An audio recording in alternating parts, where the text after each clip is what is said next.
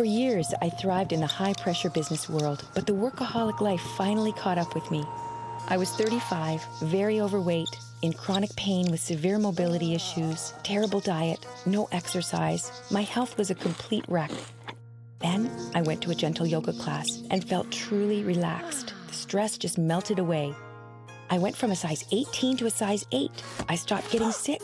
Pain disappeared. I learned to open my heart and I felt happy for the first time in years. So I said goodbye to the business world and started teaching. Yoga doesn't have to be strenuous. The easiest movements can trigger major release of chronic symptoms, no matter your age. Healing Yoga. Yoga for real people with real problems. Hello, I'm Deborah Devine. Welcome to Healing Yoga. Yoga for real people with real problems. And yes, that was my story. I was in bad shape before discovering gentle yoga. Lack of physical activity, bad posture, and diet were really affecting my muscle mass. I was getting weaker and weaker. And this can happen to Zoomers too, due to a natural loss of muscle mass as we age. If we aren't careful, that can cause a decrease in our bone density and turn into osteoporosis. Because of that experience, I've chosen a simple yoga series that brings us into better alignment and adds muscles to our bones.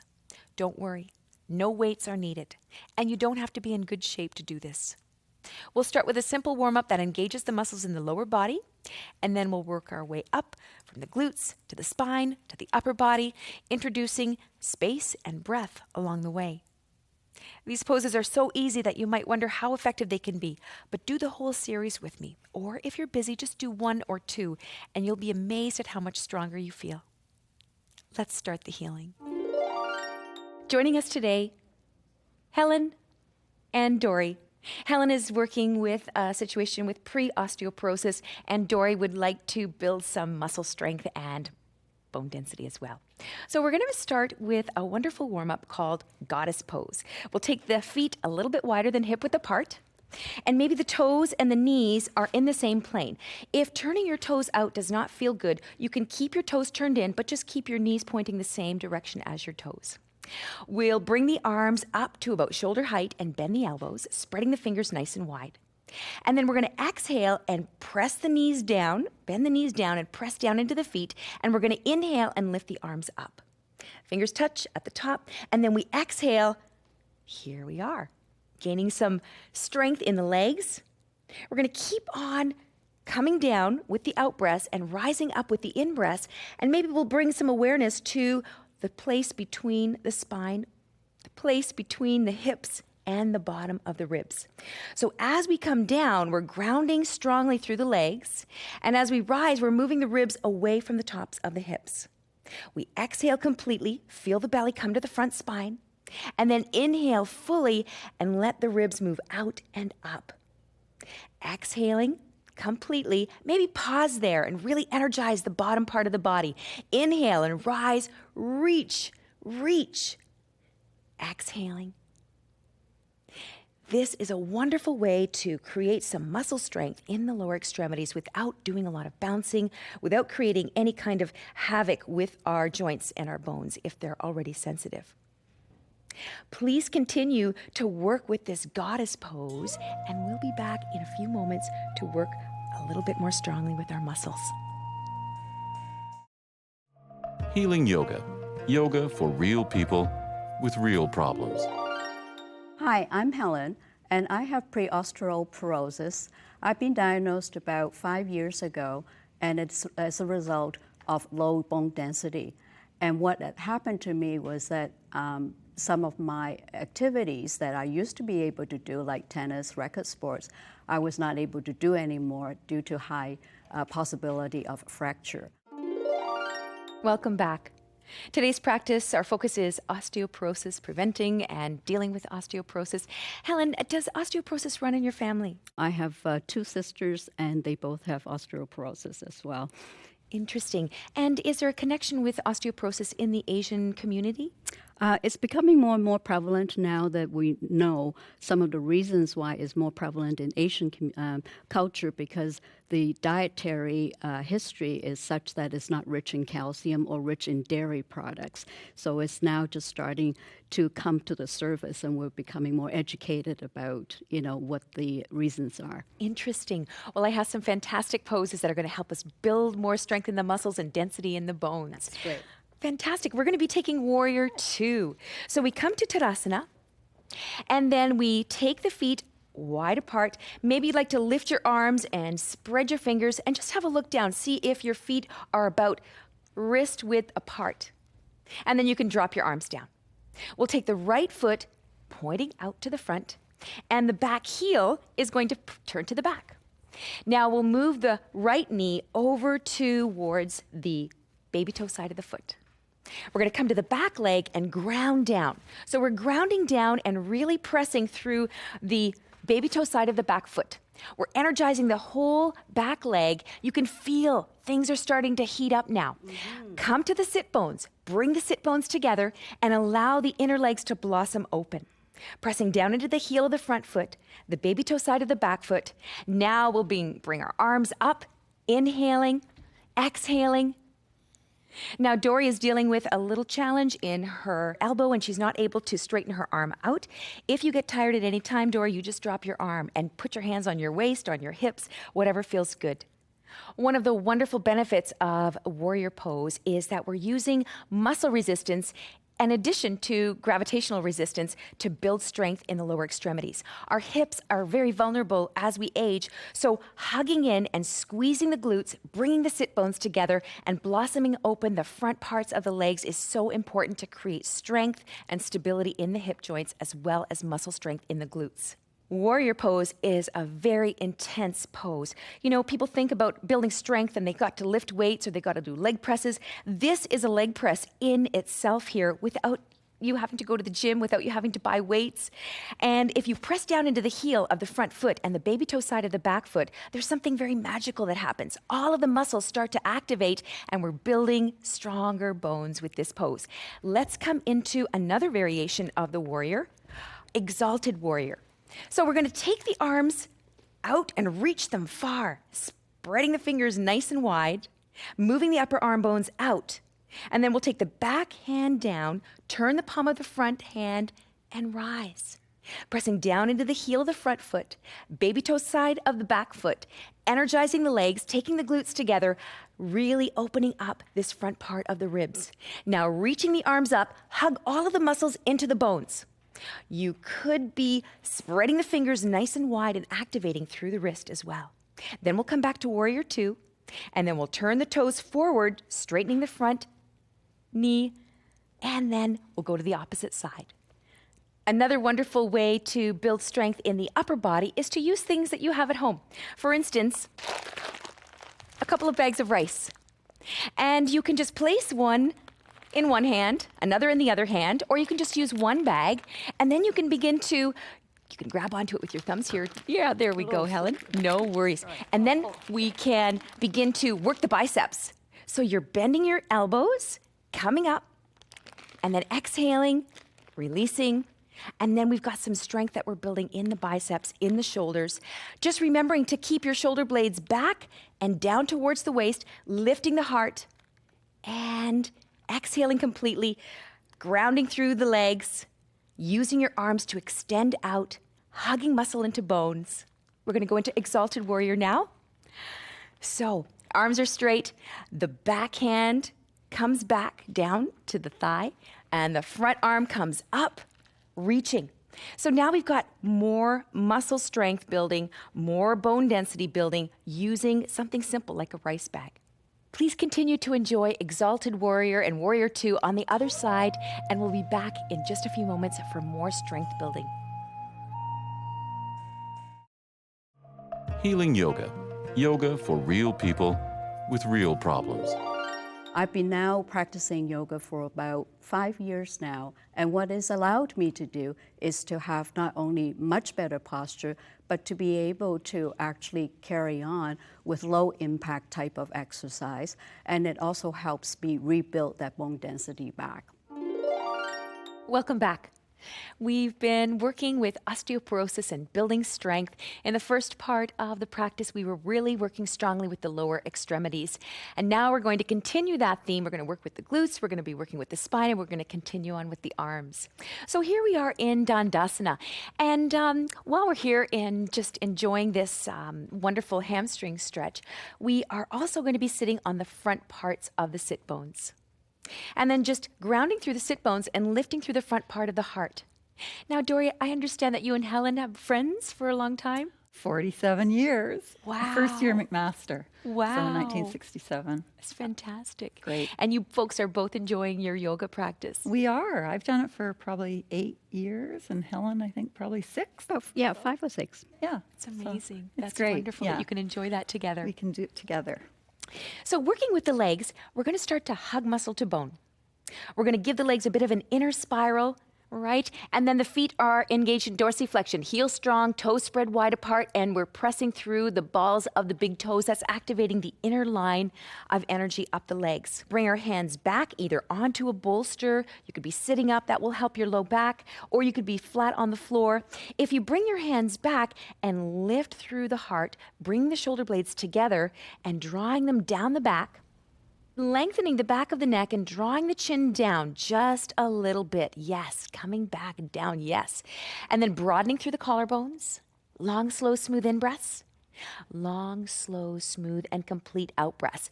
And then you can release all the striving and the effort that's happening in the pose. And then just take 1 breath cycle, maybe 2 breath cycles. And then we'll come back in and get strong again.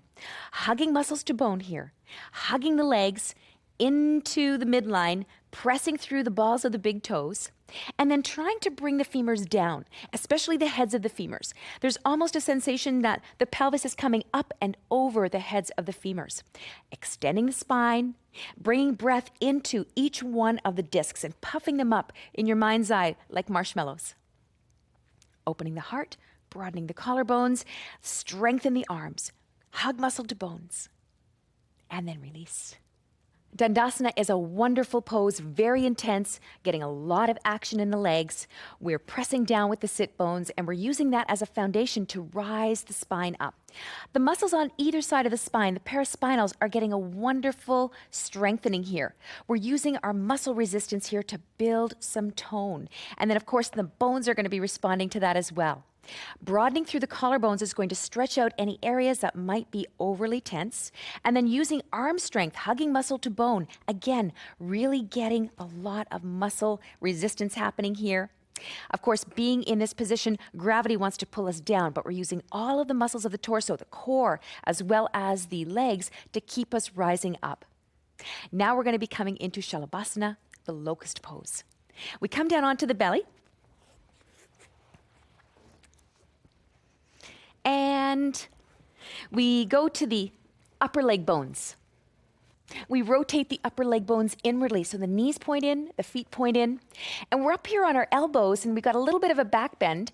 We're just going to use this opportunity to create some space in the low back. So we bring the bottom of the ribs away from the hips, and then we rest down. We rest our heart down. The arms can come out to the sides or down to the outside of the thighs. The palms are facing in. Now we're going to go to the pubic bone and the hip points, and we'll press down. Then we go to the top of the hamstrings where they reach the sit bones, and we press down. And then the next in-breath that comes along, we're going to inhale the legs, maybe one at a time, see how it goes. If you find yourself in the pain zone, come back. If both feet are coming up, fantastic. Spread the toes wide apart. You can continue to lift the heart, lift the chest, pressing down with the glutes, pressing down with the pubic bone and the hip points. Bring the shoulder blades down the back, open the collarbones, spread the fingers nice and wide, and then cross the arms, release the temple down onto the stacked arms, and take a few breaths. Salabasana is a wonderful pose, again, getting those paraspinals, the muscles on either side of the spine. Everything is contracting and strengthening and building tone on the back line of the body, all the way from the heels up to the very top of the spine and the neck. Let's go for round 2. Reset the legs, inner spiral. Come up on your elbows, give your low back a little bit more room by moving the ribs away from the hips, and then rest the heart down. Arms could be by your sides, or they could be out in a T. If that feels good, you could give that a go. Now, get ready for liftoff. Press down into the pubic bone and the hip points. Energize the whole back line of the body, squeezing and then rising on the in-breath. Be here for a couple of breaths. When you feel like it's time to come down, come down. If you'd like to keep going and this is feeling good, continue. And then when you're ready, we cross the arms over in the opposite way and rest the opposite temple down. Salabasana is a wonderful way to create openness in the front part of the spine, and that's very important for folks with osteoporosis. Forward bends are contraindicated if you're further along in your diagnosis. And Salabasana is a wonderful way to keep your back toned so you're strong and you can lift things and you can enjoy all of your other activities more. Now please continue to enjoy rounds of Salabasana, and we'll be back in a few moments to continue building strength. Healing Yoga. Yoga for real people with real problems. Switching out your popcorn or potato chips for kale chips can have a therapeutic effect on osteoporosis because kale has been shown to improve bone health. Welcome back. I hope you've been enjoying this very challenging yet gentle workout with our yoga poses to help prevent osteoporosis and help build our bone density. We've worked all of the major muscle groups, the legs, the glutes, the spine, the whole back, the upper part of the body, and now we're going to cool down by taking some very gentle side bends.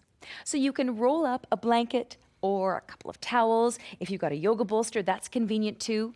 We lay it widthwise on the mat, and then we begin to just stretch ourselves over top. We're going to bring the bolster right up to the bottom of the hip, and then stretch out over. Now the bottom knee is bent to create a nice foundation, and the bottom arm is bent. I have this suggestion for those who are dealing with osteoporosis to keep the head coming toward the back plane of the body to keep a little bit more of a back bend happening. Then the top leg can come long, and we're going to let the upper arm come over, grabbing onto the upper wrist or the top wrist with the bottom hand. Engage dorsiflexion with that top foot. Press the leg out of the hip socket.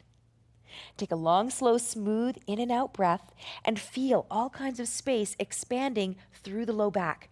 This is a wonderful way to get some length and some spaciousness into the muscles that live on the front of the spine. In the low back, they go down into the pelvic bowl and come out onto the legs. So reaching out with the feet and reaching out with the top arm. Let the out breath be complete. Feel the belly come to the front spine. Maybe pause there for just a moment and enjoy that peace, that stillness there. Then when the in-breath comes, it feels so wonderful, very nourishing. Active feet, active hands, really reaching out. Every breath cycle is allowing you to stretch a little bit more. But remember to stay in the comfort/discomfort zone. We're going to be moving into Savasana though. So hands supporting you as you rise up from the pose. And then we have a couple of options for Savasana. Perhaps you'd like to take a bolster or a rolled up blanket underneath your knees. Or you'd like to use Helen's idea, using that blanket to support the head. And then we just use our arms to help us come back down.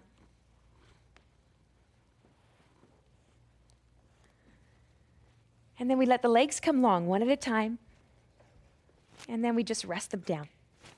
Perhaps giving the upper legs a bit of an inner spiral will be nice for the SI joints. And then we just let the legs go. The shoulders are coming down the back and in behind the heart. The upper arms maybe come away from the ribs so that the ribs can open out and up on the in-breaths. We lengthen the back of the neck and we close the eyes. We let go of the jaws.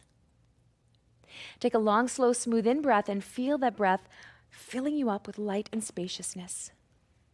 And then exhaling tension and gripping, holding down into the ground.